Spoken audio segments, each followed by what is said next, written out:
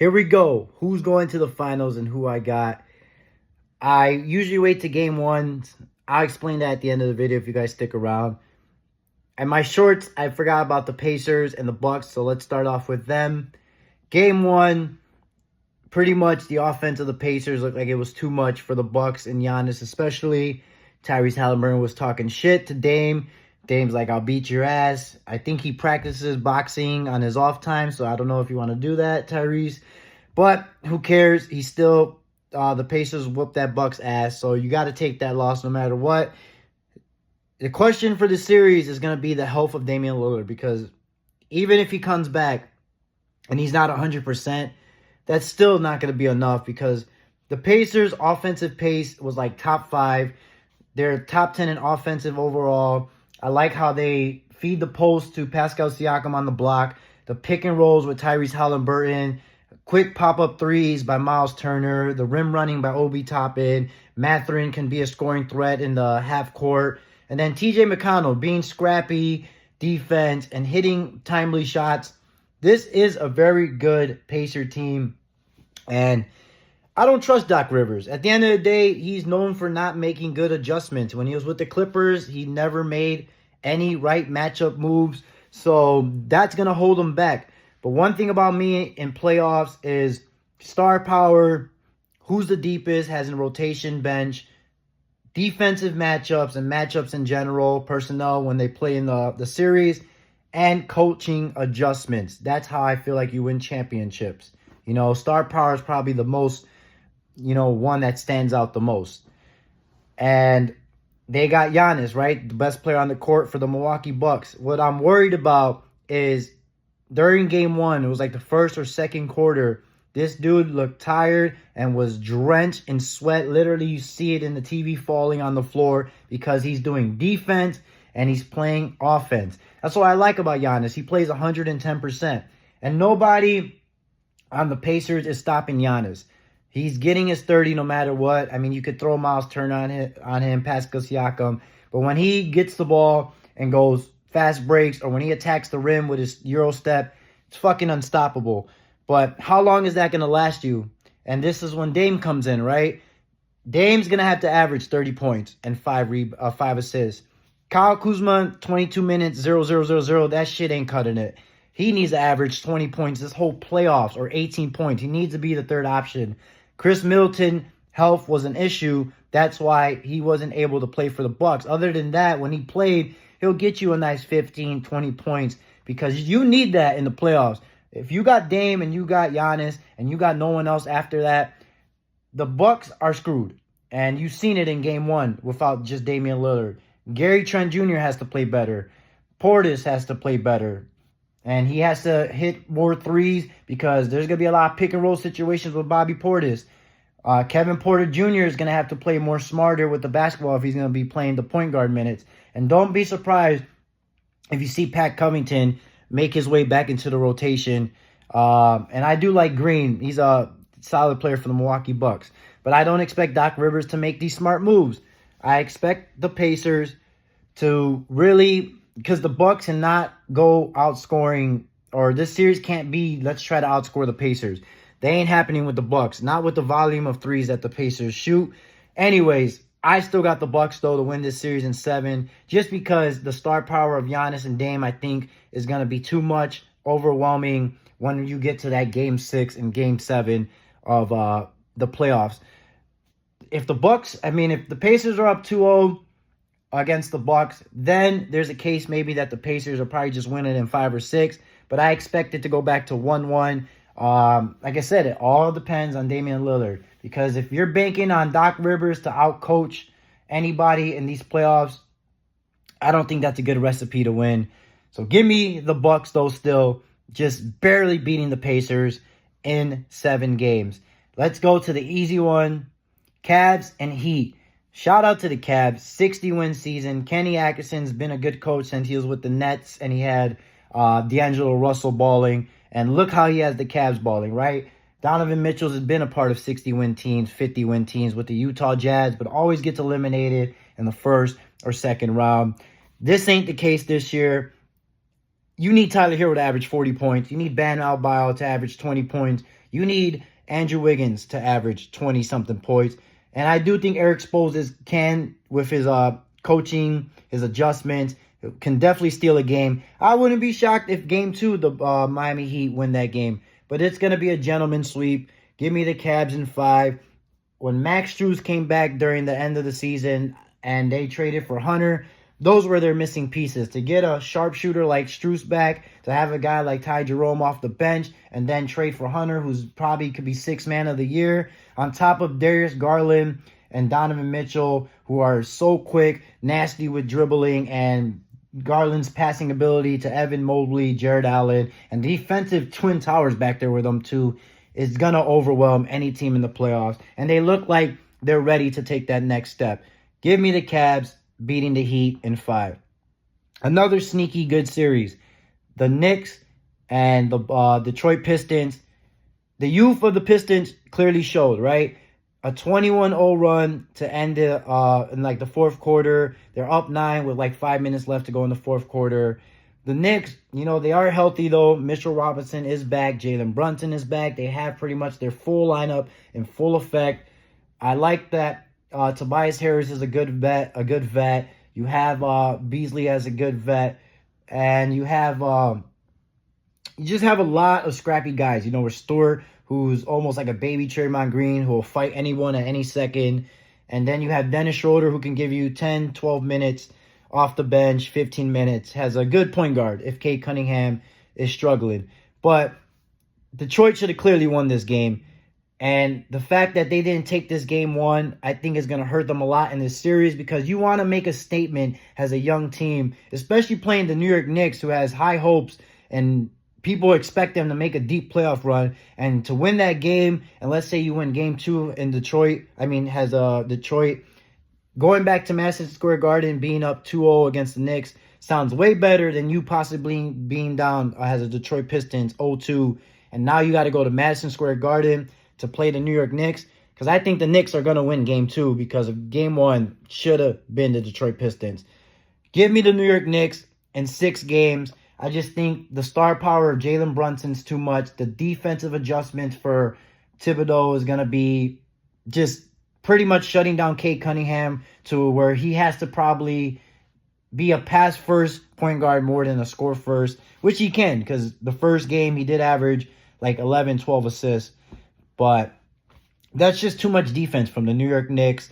And then Karl-Anthony Towns, who's really going to guard him throughout this series for the Pistons. Duren is cool, but they're very undersized when it comes to center. And Mitchell Robinson's almost a 7-footer.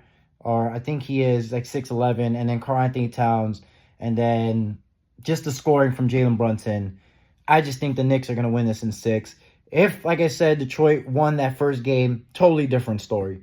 Now, this is to me the surprising, sneaky good series. Boston, Orlando Magics. And this is why I wait for game 1s and I wait to see the playoffs. Because in the season, Boston could beat the Magic 4 times, right? But then when the playoffs come, it's almost a clean slate, and all that matters is the personnel and matchups you have. The Magics are one of the best teams in slowing down the pace. The Magics are good at defending the 3. The Magics are good at isolation basketball and having bully ball with Paolo and Franz Wagner. And they can also play small with Carter at the center. They can throw Jonathan Isaac on Jason Tatum. They have so many moves they can make to match up well against the Boston Celtics. But what they don't have that the Boston Celtics does have is anybody besides their star core can average 20 on any given night. Rather, one game it could be Pritchard. The next game it could be Derek White. You're even going to have once in a blue moon in this playoffs, a Drew Holiday 20-point game, a Porzingis 30-point game. So many weapons that the Boston Celtics have on the offensive end. Also, the ability to have 5 guys, Al Horford, mainly one of them, that can guard multiple positions. It's the same thing as last year. And I think this is going to 7 because the Orlando Magics are going to give them a hard-ass time because the Boston Celtics are not going to be able to put a lot of volume on the threes, and that's what they rely on the most because they put up a shitload of threes. But with the game being slowed down, still give me the Boston Celtics because Jason Tatum gets a lot of shit talk, but he is consistent. And Jaylen Brown, if he has a bad shooting night, he can make it up with defense. And like I said, star power eventually gets you over the hump. And I just don't think that the Orlando Magic have enough shooting to keep up with the Boston Celtics. Give me the Boston Celtics in 7 games. This is gonna be a good ass series. So by the way, I'm doing the East and I'm about to go to the West. Cavs, Bucks, second round. Evan Mobley is going to be on Giannis. You could throw Jared Allen on Giannis. You can throw Hunter on Giannis.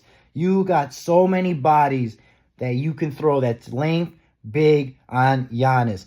Again, you cannot stop Giannis, but you can slow him down. And Giannis, if he's going to be drenching in sweat, playing both sides of the court, and being the only guy, like the lead singer of a band, to try to win you every game, I don't know how far that's going to get you. Because like I said, I do not trust Doc Rivers to outcoach anybody. And the adjustments are just not going to be there for Doc.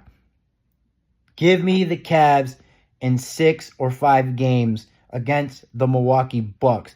Look, my heart wants to pick the Milwaukee Bucks, but realistically, there's just too much team basketball for the Cleveland Cavs.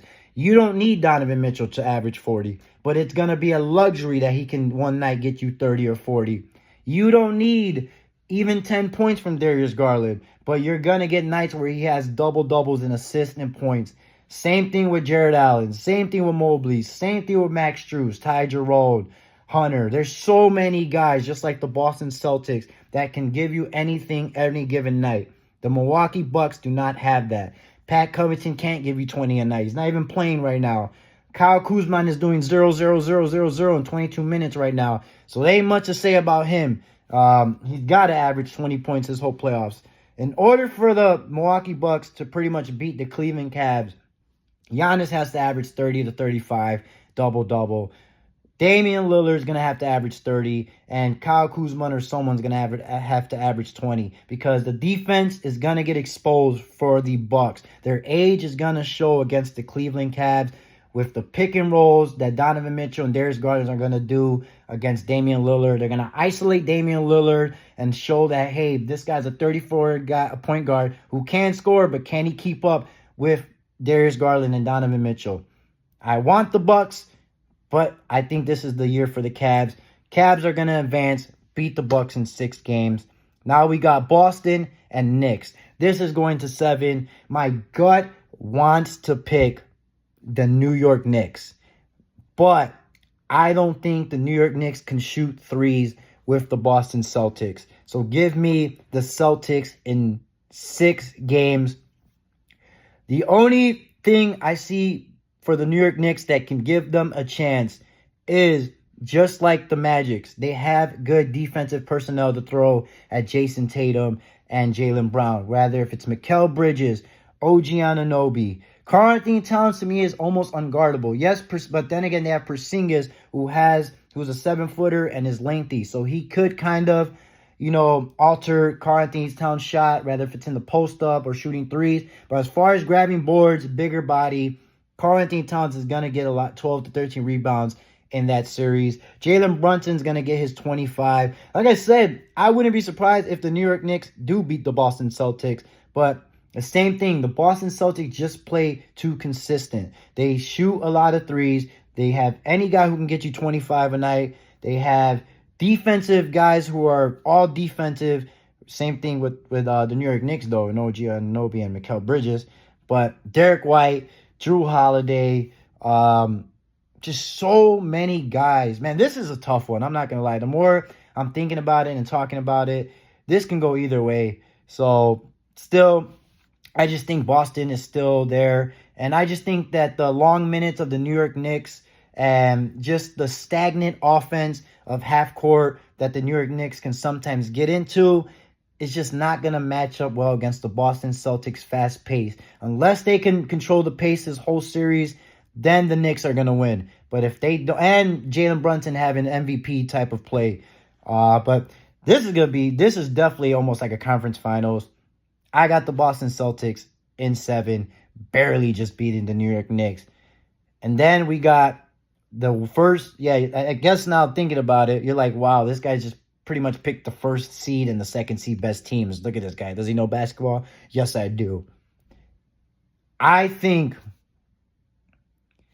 that the Boston Celtics are going to beat the Cleveland Cavs in 5 or 6 games. I just think, and I'm just going to use straight stars, I'm going to take Jason Tatum and Jaylen Brown over Donovan Mitchell and Darius Garland. I want the Cavs to go to the finals. I want Donovan Mitchell to finally get his shine. But the Boston Celtics are just on another level, in my opinion. And I just think that I don't know if the Cavs can score with the Boston Celtics. This is tough. This is like almost a coin flip. But you're going to can Evan Mobley take that next step and become a star in the conference final? Can Hunter average 20 points off the bench? Can Ty Jerome be better than Pritchard in that series? It's gonna come down to little things like that. And who's gonna outcoach who? Kenny Atkinson is a good ass coach, but man, it's just so hard to not pick the Boston Celtics. Give me the Celtics in 7. They're going to beat the Cavs. But if the Cavs win that too, I wouldn't be shocked. So I got the Boston Celtics representing my finals for the Eastern Conference. Now let's go to the West. OKC, Memphis, no brainer. Give me OKC in 4. I don't think this is a series. I think winning by 50 is a statement game. You're throwing a lot on the plate of a new coach. They just fired the coach, Taylor Jenkins, 3-4 weeks ago before the playoffs, and now you're gonna have the assistant coach take over and all of a sudden just beat OKC. That's fucking not happening. OKC defense is too much. The foul calls for Shea, rather if you think he gets too much or not, it's too much. John Morant, Lou Dort can be on him. Caruso can be on him. If Cech is getting double-doubles, this team is fucking scary. I don't get how people think that the OKC is gonna lose in the first or second round. I just don't see it. They're ready. Caruso was literally their only piece they needed to make a further stretch. Even though the second round they're gonna play the Nuggets or the Clippers, but give me OKC, just way better than Memphis. Denver, this to me is the best series, I think, out of the whole first round. Went to overtime. Smart decision getting rid of Paul George and keeping James Harden. Denver Nuggets, Clippers. Look, man, the Clippers are as deep as you can get. Pause. Ben Simmons, Bogdan off the bench, just Batum, solid vet. I got the Clippers winning in 7. Here's why.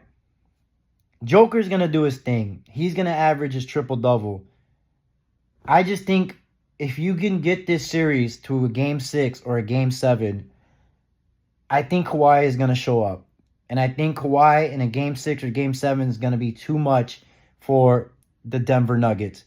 Michael Porter Jr. can't guard Kawhi Leonard. Aaron Gordon can keep up with Kawhi Leonard, but I still think he can't guard Kawhi Leonard. And it all depends on the health of him, right? Of how Kawhi is. Because James Harden, I don't get the hate for James Harden either. 20 points, 10 assists. He's the type of guy who can pass and get everybody involved. And having guys like Bogdan, more shooting available, because that was one of the biggest issues with the Clippers, is before they didn't have that much shooting with Paul George and Kawhi on the court. Now they do.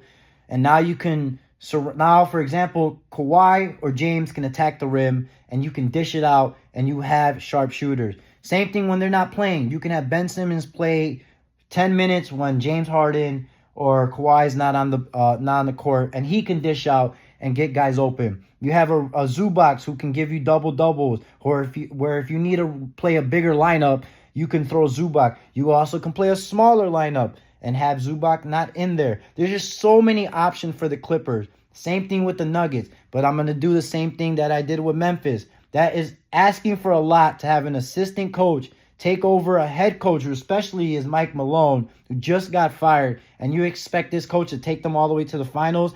Practically Joker's coaching at this point, but it's hard. Give me the Clippers to win in 7. I just think they're just too much for the Denver Nuggets, and I also think Russell Westbrook's going to have that Russell Westbrook moment where he's going to be open for 3, or he's going to do something that's going to turn over the ball. Or I could be wrong, and he could be vintage Russell Westbrook. Still, I'm just a bias with the Clippers, and anytime there's a healthy Kawhi Leonard, they have a great chance of making a deep run and being the dark horse. Give me the Clippers. This series is interesting too. Timberwolves, Lakers. I think people are overreacting. I think that the Lakers are going to bounce back in game 2. Yeah, I mean, clearly Luka need help. LeBron looked like he was a step slower. The issue is when Jackson Hayes is not playable, you have no center pretty much. You're not putting Alex Len out there. You're going to have to play small with Vanderbilt. Don't be shocked if you see LeBron James playing center at one point, or Hachimura playing center at one point. They're going to have to play small when they have Naz Reid playing the 5, or they put Julius Randle at the 4 or 5. The thing is, who's going to get exploited more on defense? Are the Timberwolves going to exploit the Lakers, as in putting pick and rolls on Luka Doncic and LeBron James? Because you know, once you get Luka in pick and roll situations, it gets tough for Luka, and then he starts getting singled out. Same thing. If I remember the beginning of game 1, literally the first play that the Lakers did was pick and roll and get Rudy Gobert on Luka Doncic, and he scored. So if that keeps happening, it's going to make Rudy Gobert unplayable, which is going to benefit the Lakers because now they can play small because they don't have a big guy that they trust in general. You know, like I said, they got Jackson Hayes.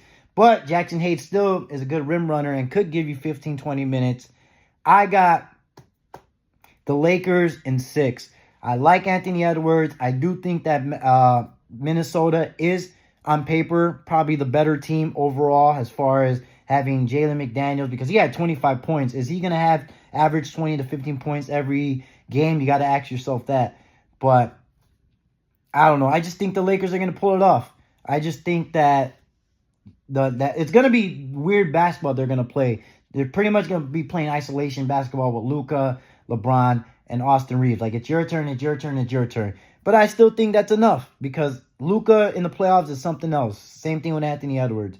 Give me the Lakers in 7. This one I think is going to be quicker than we think. Jimmy Butler, playoff Jimmy Butler, is as real as it gets. And if you don't believe it, you're fucking insane. He's been like this since the Chicago Bulls when he had that 40-point half. And it's not a fluke. The Warriors are going to win in probably 5 or 6. It's not an overreaction. It's going to be low-scoring games on some 90 basketball, 95 to 85. And I do think that I know it. If you think about it, a 34-year-old, 35-year-old averaging 30 a night in the playoffs. Same thing with Butler. Sounds like a lot. But if there's 2 guys that can do it, it's those 2 guys. And then the psychological warfare that Jimmy Butler plays and that Draymond Green plays and the IQ of Jimmy Butler is just incredible. And in the playoffs, it's going to be hard. They don't even have Kuminga playing at all. Like, he's playing 0 minutes in the playoffs. He might eventually get some minutes later in the playoffs, but you got Moody, you got other guys playing ahead of him. Give me the Warriors to beat the Rockets. Now we got the Lakers and Warriors. This is tough. This is very tough. But I'm going to go with the Lakers in 7 to beat the Warriors because I'm assuming Jimmy Butler is going to be guarding Luka Doncic. But who's going to be guarding LeBron on the Warriors? I don't know if they're going to have Kuminga play. I don't know if they're going to throw... I just don't know who's going to guard him. Who's going to guard Austin Reeves? Are they going to exploit Stephen Curry on defense, going one-on-one, attacking him? Is Stephen Curry going to be able to average 30 to 35 points in the second round? These are all big questions. Look, I want to just say this. You can go either way with these picks. This is a very hard year to make these picks. Trust me. I could be wrong on all of them. But my gut is telling me the Lakers are going to beat the Warriors in 6 or 7. But if it goes to 7, it's up for grabs. Because like with playoff Jimmy Butler and Stephen Curry, you never know. But give me the Lakers to win it. And then we're going to have the Clippers and OKC. Is OKC ready to take this next step? Yes, I think they are. Give me OKC to beat the Clippers in 5 or 6. I think the Clippers, all 5 and 6 of those games are going to be close games. But I just think that OKC is going to be too much defensively. And just shooting threes, check's going to be too much. They can run, they can go big, they can go small. And I don't know how the health of Kawhi Leonard's going to be. I don't know how James Harden's going to be. It's all big question marks. But I think OKC, this is their year. They're going to beat the Clippers, which brings the conference finals of the Lakers and OKC. The Lakers are going to beat OKC. I just think the Lakers are going to shock everybody. And I know that they don't have a big man on their roster. I know that people think that they're a year behind because next year they're going to get more players. But like I said, Luka and LeBron in the playoffs, I think is enough. And I don't think OKC's ready yet. I think they're one more year still. If it wasn't the Lakers they were playing in the conference finals, they would go. But since they're playing the Lakers and the way that the business of NBA works and trying to get LeBron to get his last hurrah before his retirement, and JJ Redick has the coach, this is going to be going to see, the thing is, if this goes to 6 or 7, it's going to be OKC. But if it goes to 5, it's going to be the Lakers, because the Lakers are pretty much making a statement, just how Luka did last year when the Timberwolves made it like, hey, you guys are just not ready. We're ready. Give me the Lakers in 5 to beat OKC.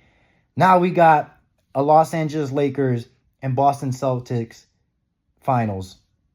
Or actually, no. Yeah, because I picked Boston to beat the Cavs. Give me the Boston Celtics to back-to-back champs to beat the Lakers. Fuck, I actually don't know. This one's tough. Yeah, give me the Boston Celtics. I just think the Lakers just are not deep enough. And I just think that not having a big man to guard Porzingis, Al Horford, I think Jason Tatum's going to be too much. I think they could throw so many defensive weapons at Luka Doncic and LeBron. The Boston Celtics are going to be back-to-back champs. This is a long-ass video. Like I said, man, I wait for game 1 because I feel like it's clean slate. Although the seasons do happen, they do play these teams. Matchups are the most important in the playoffs, and who's the hottest and who's the healthiest. And Boston has all of that. It's just hard to pick against the Boston Celtics. So that's going to be your champ. Like I said, you can go either way. I can get all of these wrong, and it can still be like, this is good for the NBA. You want playoffs where you cannot predict easily who's going to win. And the Western Conference is like anybody can really win besides Memphis, maybe. Eastern Conference is more probably Boston favored Cavs, but I know it may sound crazy what I'm saying. I know I may be far-fetched, but I got the Boston Celtics winning, beating the Lakers. You guys let me know what you think in the comments below. I hope I explained enough. I'm sorry I'm all over the place. I'll talk to you guys later. Peace.